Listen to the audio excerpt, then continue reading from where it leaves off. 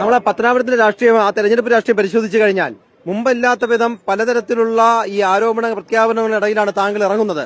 അപ്പോൾ അതൊക്കെ എത്രത്തോളം ഇതെല്ലാം തെരഞ്ഞെടുപ്പിലും ഉണ്ടായിരുന്നു ആരോപണങ്ങളൊക്കെ. അതിന്റെ ഒന്നും ഒരു അംശം പോലും ഇല്ല. നേരത്തെ ഉണ്ടായിരുന്ന അത്ര ഇപ്പൊ ഇല്ല. ഒരു പ്രസക്തമായ ഒരു വിഷയവും ഇവിടെ ഇല്ല, ഒരു ആരോപണവും ഇല്ല. ജനങ്ങളെ മനസ്സിൽ ഒരു സ്ഥാനമുണ്ട്, സ്നേഹമുണ്ട്. ആ സ്നേഹത്താണ് ഞങ്ങൾ വോട്ടായി പ്രതീക്ഷിക്കുന്നത്.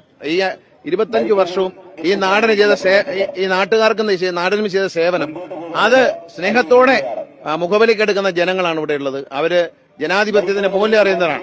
താങ്കൾ പ്രതിനിധീകരിക്കുന്ന ഒരു സമുദായം, താങ്കൾ ഭാരവാഹിയായിരുന്ന ഒരു താലൂക്ക്, അതൊക്കെ ഇപ്പൊ പിരിച്ചുവിട്ട് താങ്കളോടൊപ്പം എക്കാലവും നിന്ന പ്രവർത്തകരും നേതാക്കളും എല്ലാം ആ പറയുന്ന സമുദായ സംഘടന നേതാക്കളൊക്കെ തിരിഞ്ഞു നിൽക്കുന്ന ഒരു കാലഘട്ടമാണ്. ഇല്ല, അതിലൊന്നും കാര്യമില്ല. കാരണം ഒരു സമുദായമല്ലല്ലോ ഒരു സ്ഥാനാർത്ഥി ജയിപ്പിക്കുന്നത്. എല്ലാ ഞങ്ങൾ മതേതരത്വം ഉയർത്തിപ്പിടിക്കുന്നു പറയുമ്പോൾ ഒരു പ്രത്യേക സമുദായത്തിന്റെ കാര്യമല്ല ഇവിടെ ചർച്ച ചെയ്യപ്പെടുന്നത്. ഇവിടെ എല്ലാവരുടെയും ആളാണ് ഞാൻ. ഏറ്റവും പാവപ്പെട്ടവരുടെ ആളാണ് ഞാൻ. എല്ലാ വിഭാഗത്തിൽപ്പെട്ടവരുടെ ആളാണ് ഞാൻ. പിന്നെ കൂടെ നിന്ന് പ്രവർത്തിച്ചവർ ഇപ്പൊ പോയി എന്നൊക്കെ പറയുന്ന ആളുകൾ 5 ഇലക്ഷനും എനിക്ക് വോട്ട് ചെയ്യാത്തവരാണ്.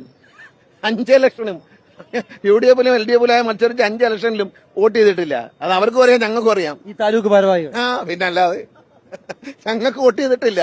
ഞങ്ങൾക്ക് പണ്ട് വോട്ട് പിടിച്ചവരും വോട്ട് ചെയ്തവരും ഇവിടെ ഉണ്ട്. ഞങ്ങൾക്ക് വേണ്ടി കഷ്ടപ്പെടുന്ന, രാവും പകലും കഷ്ടപ്പെടുന്ന പ്രവർത്തകരും നേതാക്കന്മാർ ഇവിടെ ഉണ്ട്.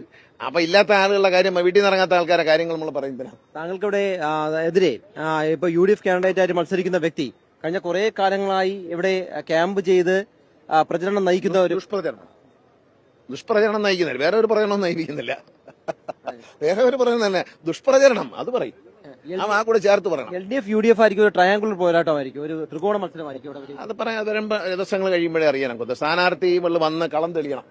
കളം തെളിയുമ്പോൾ നമുക്ക് പറയാം. ഇവിടെ ആരോപണം ഉണ്ടാക്കിയത് വേറെ ആരുമല്ല, സ്വന്തം ഭാര്യ തന്നെയാണ്. എന്നിട്ട് പറയും, ഇതൊക്കെ എല്ലാ തെരഞ്ഞെടുപ്പിലും ഉള്ളതാണ്, ഇതൊക്കെ വെറും വിവാദങ്ങൾ മാത്രം മനഃപൂർവ്വം ഓരോ ആൾക്കാർ ഉണ്ടാക്കുന്നതാന്നാ പറയുന്നത്. ഇത് സ്വന്തം ഭാര്യ തന്നെയല്ലേ തന്റെ വിലാസങ്ങൾ കണ്ടുപിടിച്ച് ജനങ്ങളോട് പറഞ്ഞത്. എന്നിട്ട് പറയാം ഇപ്പൊ അതും ഒരു വിവാദങ്ങൾ ആരൊക്കെയോ ഉണ്ടാക്കിയതാണെന്ന്.